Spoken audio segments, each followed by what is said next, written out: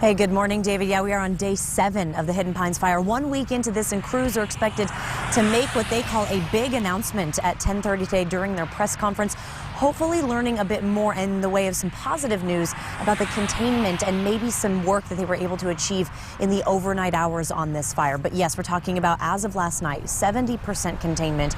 Officials really banking on those overnight changes in the efforts that they made because they're expecting a rise in humidity levels. I know David's been talking about this. In fact, crews out here predicting the possibility of 40% humidity levels, and they really need that moisture to kind of wet down a very dry land out here to help in their efforts.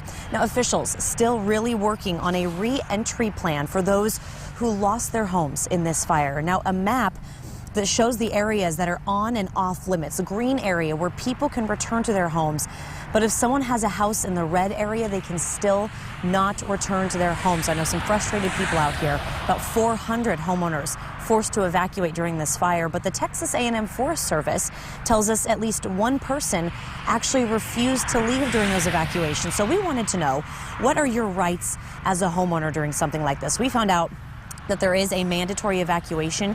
If there is one, you do not have a choice. A Texas law that was passed in 2009 makes it illegal to refuse evacuation orders. The law says authorities can use reasonable force to remove you from an area that is considered dangerous. This all comes down to safety, of course, for these officials out here. I do want to take it back to this fire and the weather conditions. David, I know we've been talking about really going to have to watch the burn scar out here because, yes, as this is good news that there is rain on the way, it could cause the potential for some flash flooding in this area just because there's not enough to soak up this heavy rain in the area. So some good news, obviously, with the conditions on the way, but just something to watch for people out in this area, David. Yeah, absolutely right, Alicia. From drought to deluge, we really can't find a spot of moderation. Reporting live out in Bastrop County.